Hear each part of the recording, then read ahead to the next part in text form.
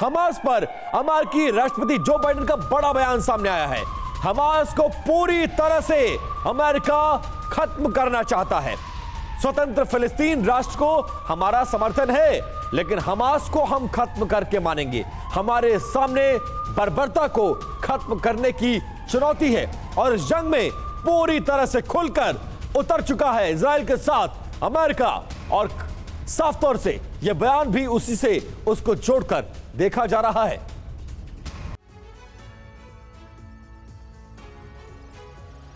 और देखिए, पहले दिन से अमेरिका इस जंग में इजराइल के साथ आकर खड़ा हो गया है और इस बीच इजराइल की ताकत को कैसे बढ़ाने में मदद कर रहा है उस पर एक नजर डालेंगे। और देखिए, यूएसएस जेराल्ड और यूएसएस आइजनहावर असल में समंदर में चलते फिरते सैन्य अड्डे हैं और यह पूरी मदद अमेरिका दे रहा है, जहां बम बारूद और के साथ साथ लड़ाकू विमान और अटैक हेलीकॉप्टर्स भी इस पर तैनात रहते हैं। मसलन यूएसएस जेराल्ड, जिसकी लंबाई करीब 337 मीटर है, तो वहीं यूएसएस आइजनहावर लगभग 332 मीटर लंबा है।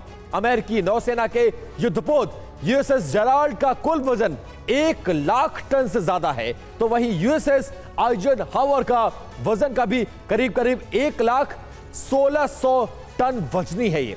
हालांकि यूएसएस जेराल्ड और यूएसएस आइजनहावर जो है वो दोनों जंगी बेड़े 55 किलोमीटर प्रति घंटे की रफ्तार से समंदर में आगे बढ़ने का मादा रखते हैं। इसके साथ साथ ये दोनों युद्धपोत विमान वाहक भी हैं। इन दोनों युद्धपोतों पर दर्जनों लड़ाकू विमानों को भी तैनात किया जा सकता है और तैनात रहते भी हैं। इसके अलावा यूएसएस जेराल्ड और यूएसएस आइजनहावर पर अटैक हेलीकॉप्टर्स की भी विशेष तौर पर तैनाती होती है। अगर बात हथियारों की करें तो यूएसएस जेराल्ड क्रूज मिसाइलों से लैस रहता है, जबकि यूएसएस आइजनहावर भी सी स्पैरो मिसाइलें इस पर तैनात रहती हैं। अब ये डिटेल्स के बाद कर्नल शुक्ला, एक बार मैप पर चलते हैं और जरा समझाने की हमारे दर्शकों को कोशिश करिए कि इन दोनों जंगी बेड़ों के इजराइल के समर्थन में आ जाने पर और भूमध्य सागर में तैनात होने के बाद इजराइल की ताकत में कितना इजाफा, गाजा पट्टी के लिए कितना नुकसान, और जो वॉरफ्रंट्स खुल रहे हैं उसमें कैसे अमेरिका साथ देगा, जरा ये समझाने की कोशिश करिए।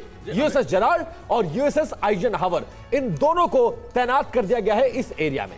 जो ये दोनों युद्धपोत जो आए हैं, ये इजराइल के समर्थन में आए हैं और इनको इस समय ऐसा अंदेशा है कि जो पड़ोसी के देश हैं जो कि इजराइल के अगेंस्ट में खड़े हैं, वो कहीं इस गंभीरता वाली घड़ी में कहीं उन पर अटैक ना कर दें।